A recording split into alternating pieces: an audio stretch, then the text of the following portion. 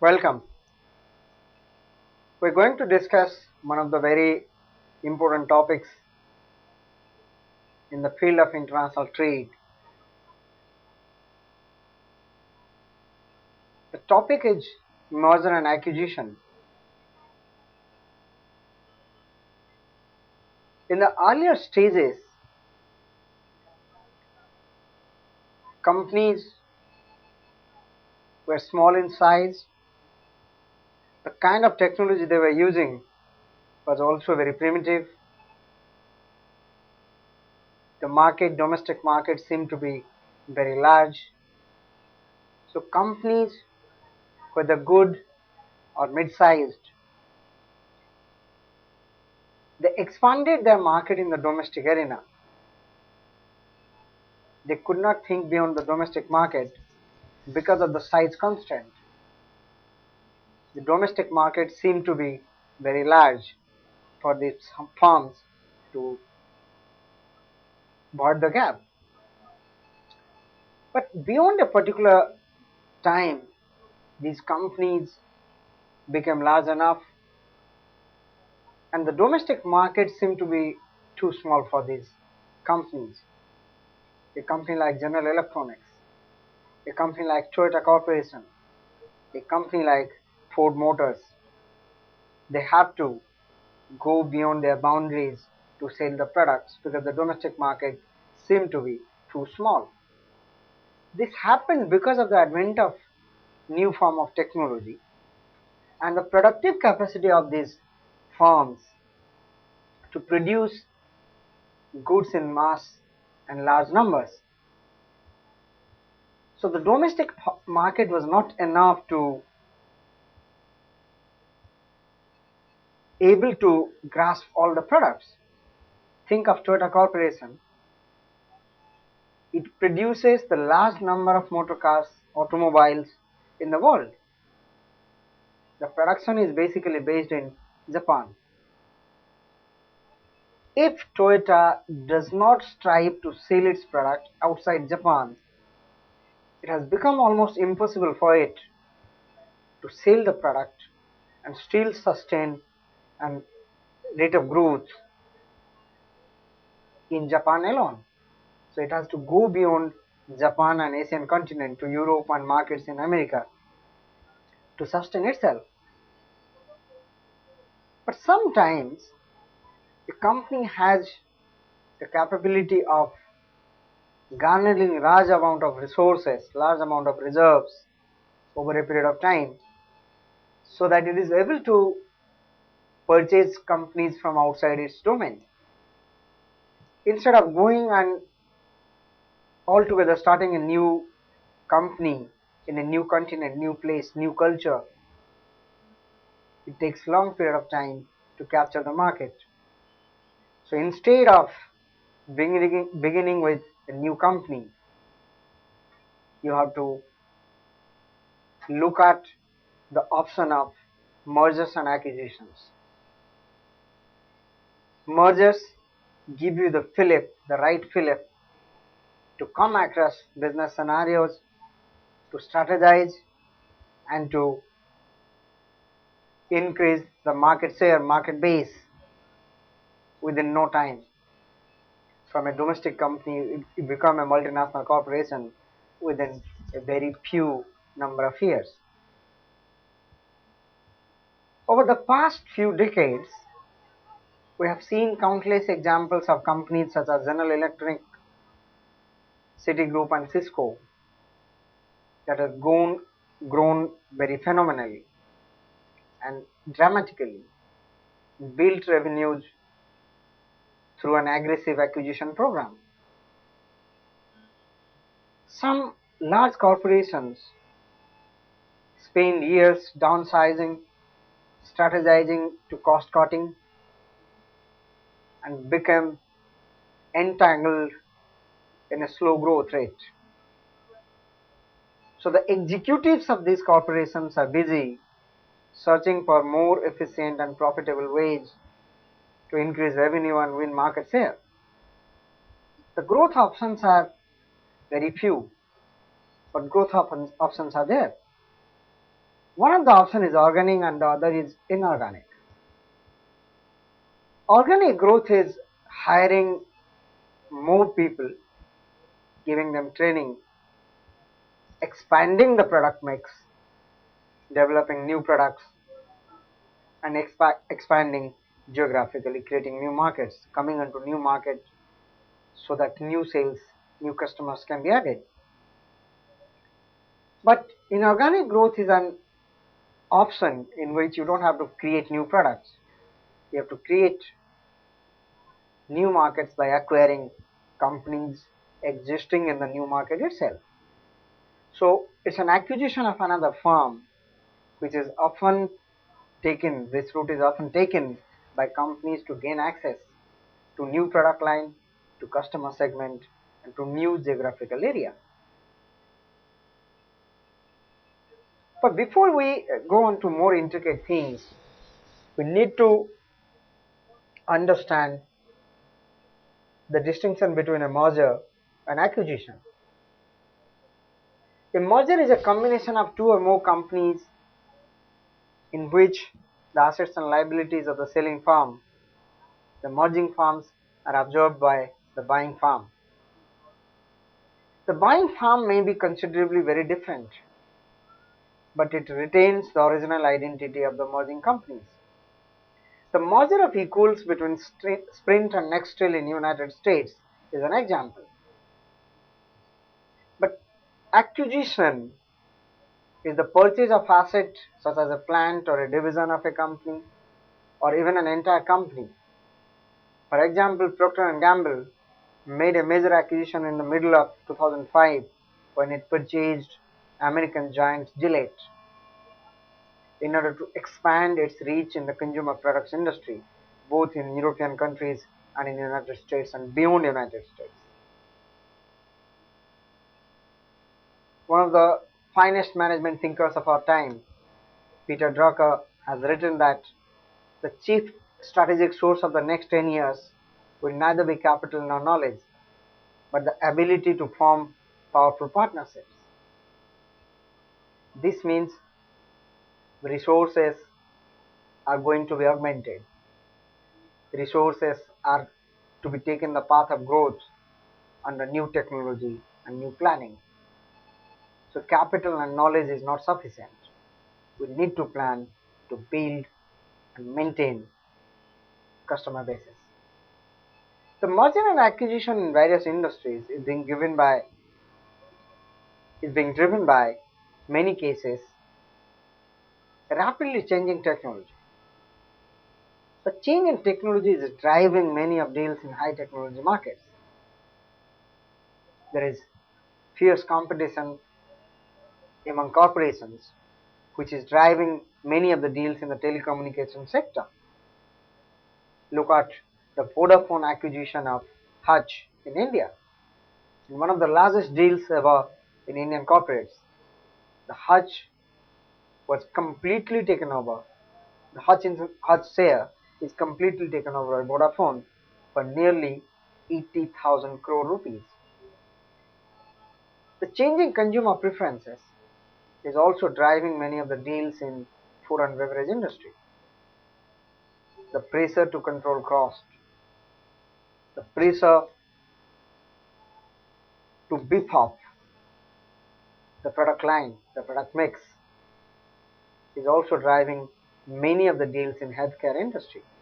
Look at the Fortis hospital chain purchasing smaller hospitals in small cities in India. By the end of 2007, Fortis has only 7 centers across India. But by the end of 2011, Fortis has a whopping 39 centers across India. Mergers and acquisitions are means by which corporations combine with each other to take advantage of the group resources, group finances, group energy, group experience. Mergers said to occur when two or more corporations become one. To protect the shareholders, the state law provides procedure for the merger. A vote of the board of directors and then the vote of shareholders is required. Following a merger, two corporations which are merging to create a new one will normally vanish. A new entity will take those places. In the classic case of a merger, the assets and liabilities of the merging entities will become the assets and liabilities of the merged entity. The new entity will try to keep all the business scenarios, all the business deals, all the product lines that is being offered by the merging companies. But the new company will merge and remain aged in market with a larger product line than the two or three merging companies after the merger takes place.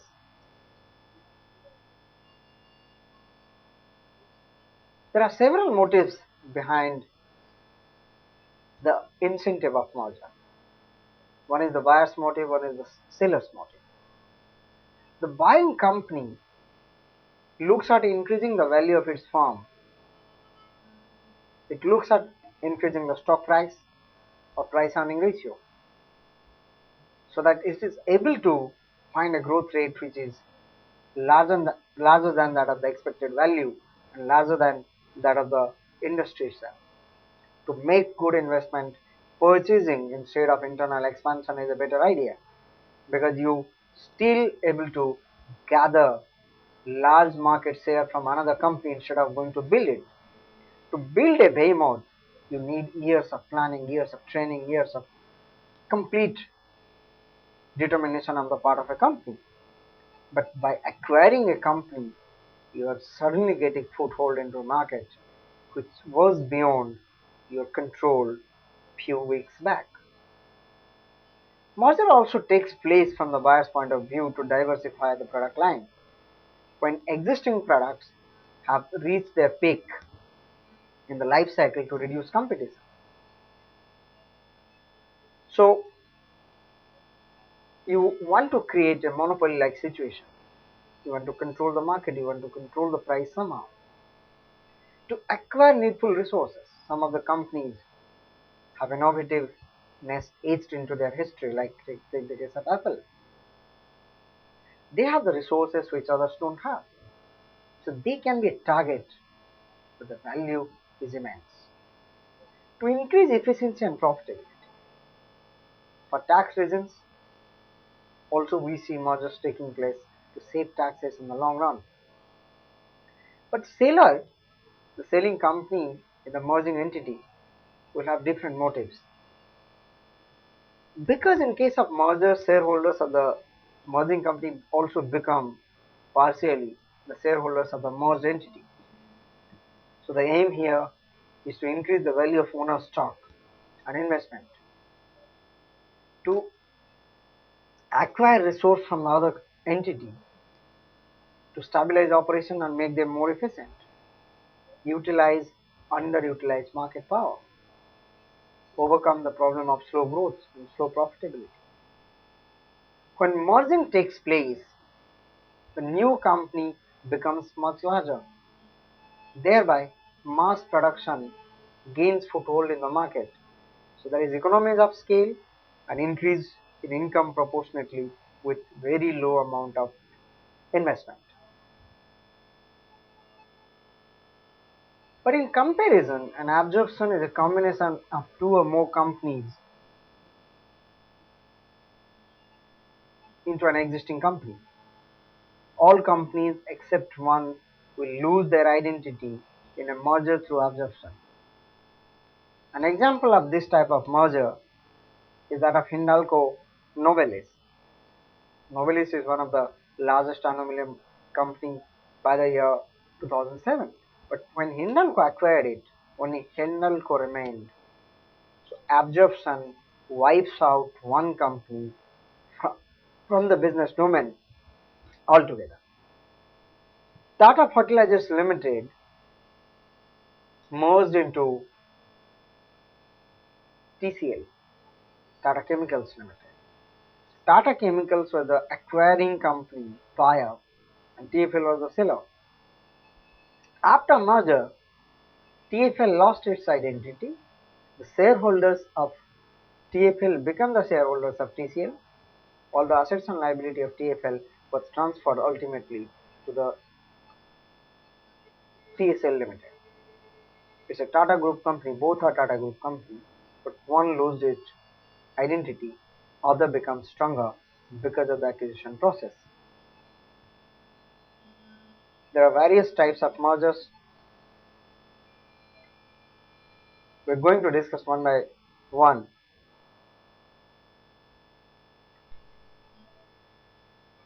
Conglomerate mergers is the first type of the merger. Such mergers involve firms engaged in unrelated type of business operations. In other words, the business activities of the acquired firm and the acquiring firm are not related to each other at all. So they do not produce the same or competing of products. Neither do they have any relationship between the buyer and the supplier. In a pure conglomerate merger, there are no important common factor between the company in production or sales or marketing or research.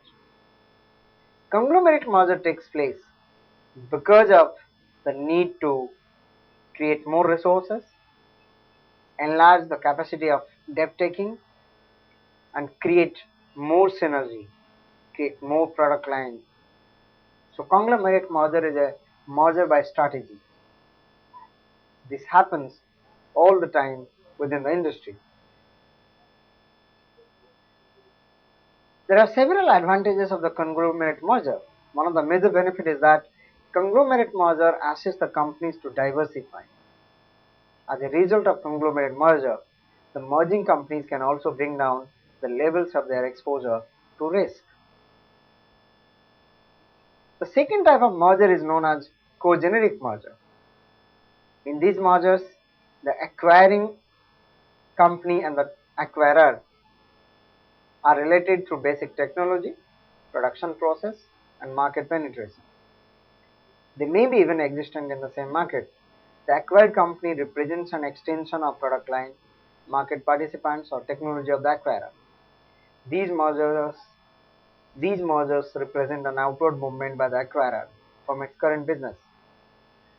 So they try to expand the business, they try to bring more synergy. The business of both the companies are almost similar, but their competitors in the market. So co-generic merger looks at wiping out competition from market. Vertical merger.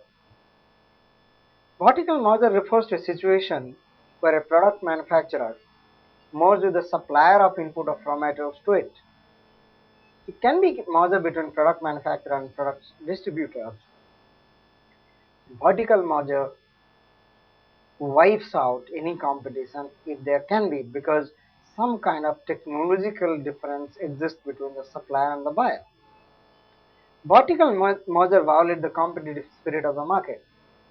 It can be used to block competitors from accessing raw material source, or there can be an agreement that if you are trying to supply us, then you will not supply to any of our competitor. It is also known as vertical foreclosure. It may create a sort of bottleneck problem for some of the industry occupants. On January 30, 2007, Tata Steel, the Indian giant, purchased a 100% stake in Chorus Group, Chorus Steel, at 608 pence per share in an all-cash deal. When the market price of Chorus share in European market, particularly not LSE, London Stock Exchange, was valued at 322 pence. The total value of the deal was $12.2 million, $2 billion rather, which till date is the largest acquisition made by an Indian company all over the world. The deal, when concluded, it made Tata Steel the fifth largest steel group. Before the acquisition, Tata Steel was 17th largest manufacturer in the world.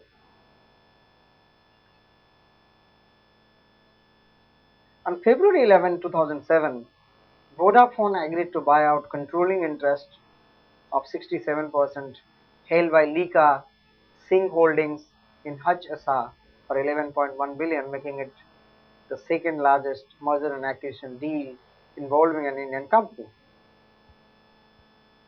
So Vodafone controls Hutch now, known by the name of Vodafone only. Vodafone SR is owned 52% by Vodafone, 33% by SR Group, and other Indian nationals own 15%. The next type of merger is horizontal merger.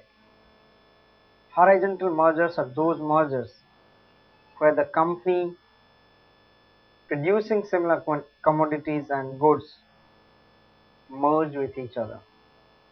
The principal objective behind this type of merger is to achieve economies of scale by increasing the operations of mass production base. They increase the service and functions, widen the line of products, decrease working capital and fixed capital requirement, getting rid of competition altogether from market, minimizing advertisement expenses and duplicacy, avoiding duplicacy of expenses.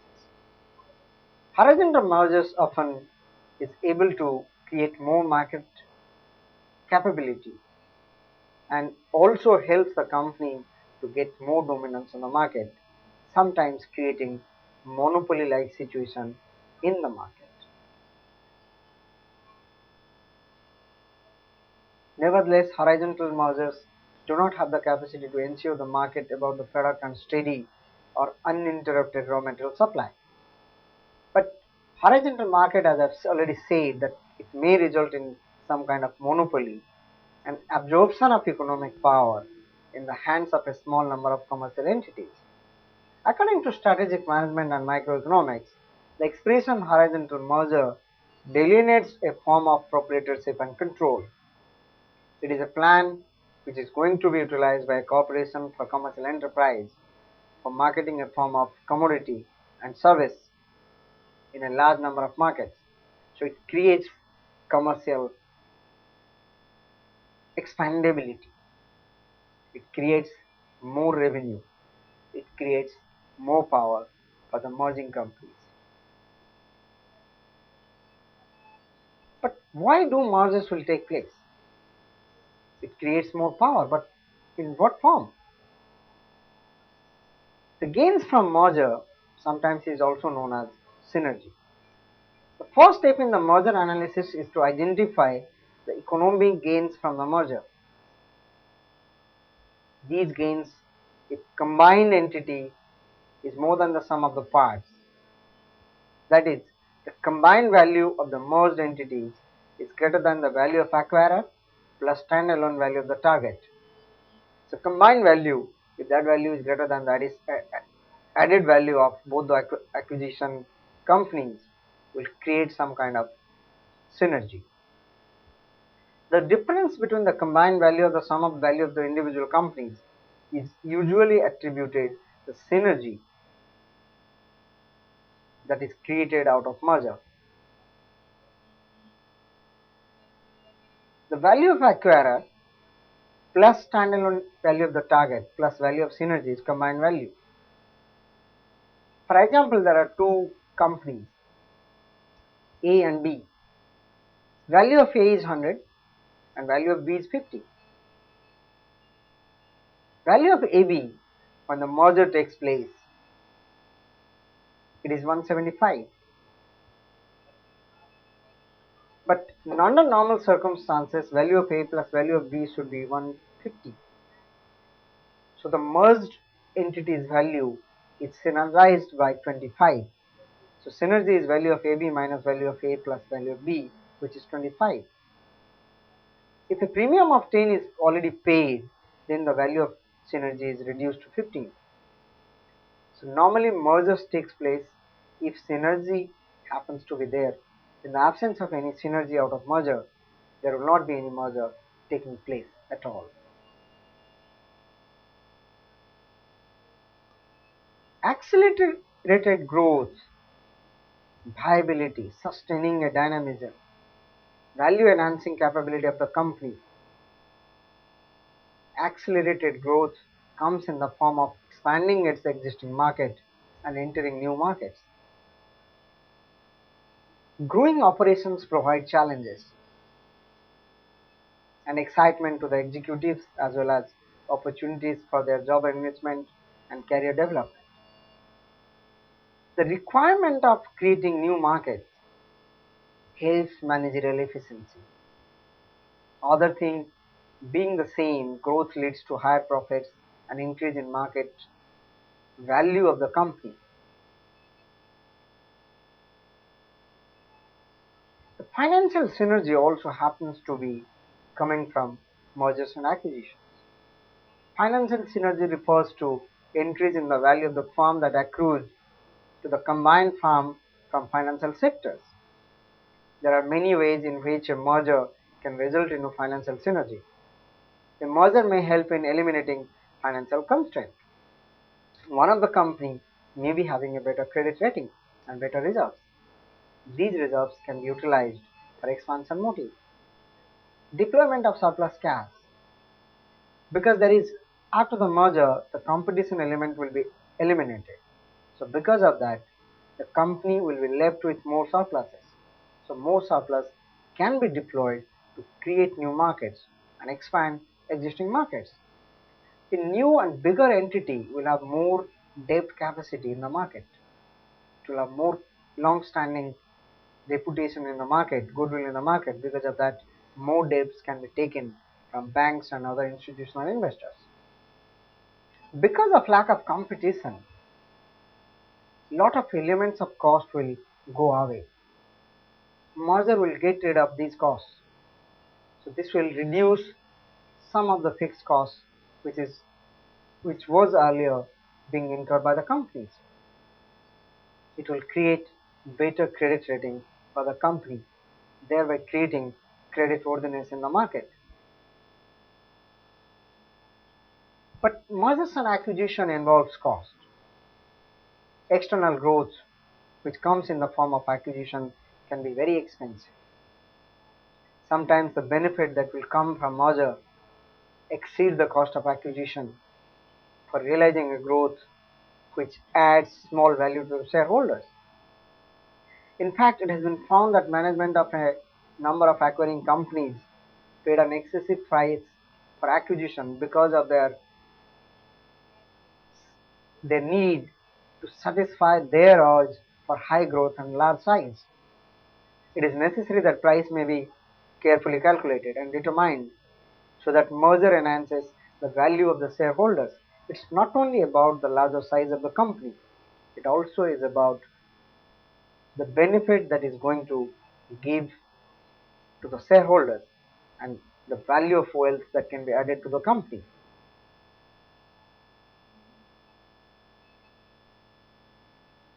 Takeover is an acquisition by purchase of a controlling interest in the share capital of an existing company. There are two types of takeover: friendly takeover and hostile takeover.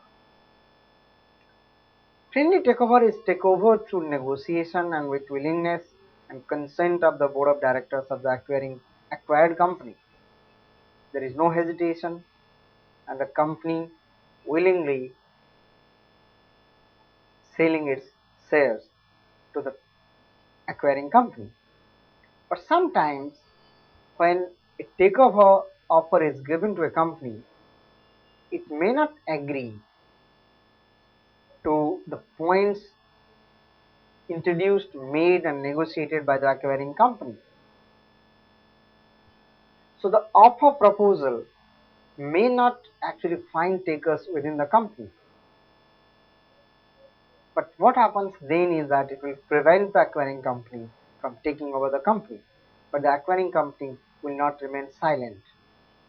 It will silently and unilaterally pursue efforts to gain control of the company by purchasing shares from the open market again and again, and within some period they will gain control of the company against the wishes of the board of directors of that company. So if something happens to the takeover strategy and it is not agreed and the takeover doesn't happen because of the consent of the acquired company's board of directors, it is known as a hostile takeover.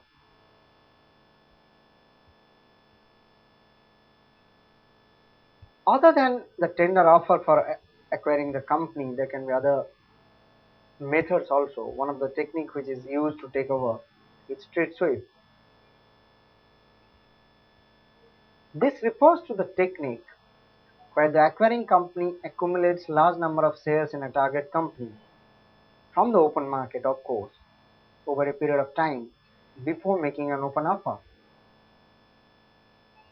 The advantage is that because the acquiring company is already a member of the shareholders, the board of directors has very little option to refuse the takeover offer.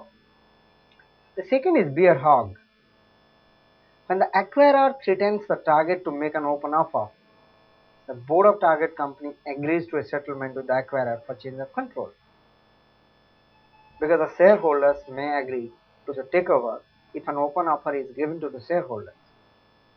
So, fearing dilution of control, the board of directors can agree to a takeover strategy.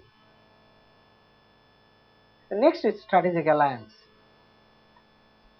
This involves disarming the acquirer by offering a partnership rather than a buyout. The acquirer should assert control from within and take over the target company. So, the partnership will come in handy to take over. It's a disguised form of takeover strategy.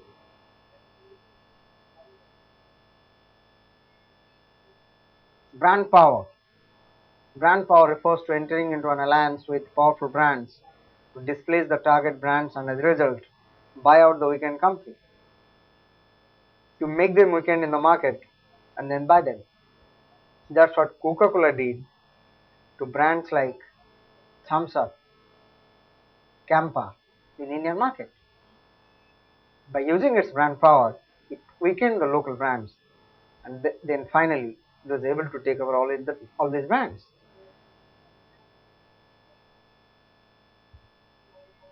Takeover by reverse bid. There is one of the important and very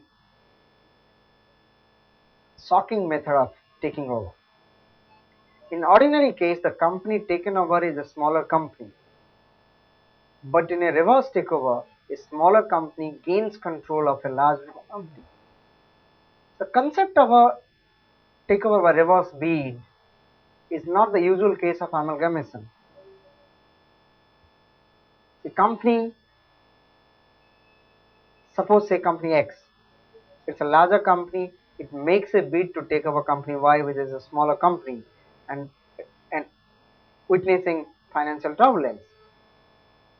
But the board of directors of Y resist the takeover bid, and after some time, they make a reverse offer for takeover of company X, which is a larger company but at a higher market price, which the shareholders of company X will not be able to refuse. So thereby displacing any offer, any pattern that company X, because of the shocking reverse takeover bid, will not be in a position to react fast, and company Y will be allowed to take over company X in the absence of any particular symptoms on the part of the shareholders of company X.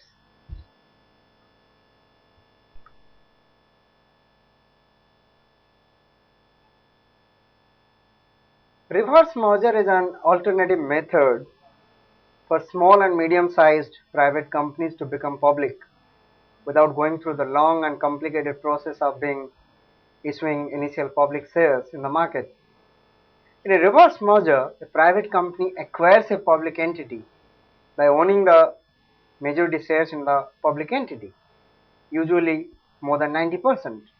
At the close of the merger process, the private company takes on corporate structure of the company which was public entity, and it has taken over with the company name, assets, offices, directors, management team, and becomes public by virtue of being a merged entity. So there is no question of being listed from the beginning. So it's a backdoor entry for the company to become a public entity by going through the process of reverse merger. But some companies don't want to be targets. They have put enough effort to become a company, become a sizable company in the world market, and they undertake some kind of methods to block the strategy of the acquiring company. The first such method is defensive maneuver. Merger can be used as shields for protection from raiders. A merger or acquisition can be used by a company as a defensive maneuver to resist any takeover bid from another company. If a firm feels that it could be acquired by another company, it may consider getting involved in a merger game. In doing so, it is able to expand its size, making its acquisition very expensive. It also increases its market capitalization, and the merged company's threat of takeover can be tackled because by virtue of the size, it may not be the target again because it becomes equal to the larger company.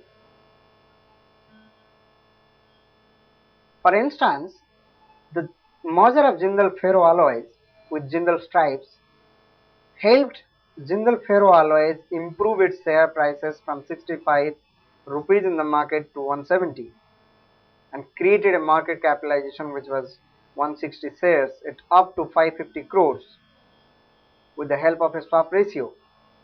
So thereby the target size can increase enormously. So even if somebody was thinking of taking over the company, it will be pretty difficult because of the price and the size have become much larger. We have come to the conclusion of mergers and acquisitions.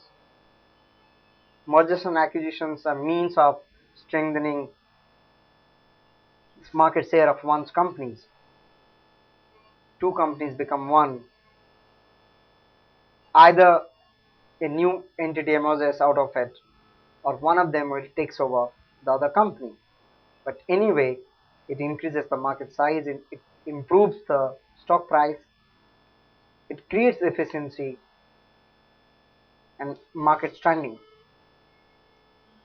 So following the merger, you create a larger company with larger market capitalization, larger number of resources, more efficiency in terms of reducing and able to decrease fixed cost and advertisement campaign.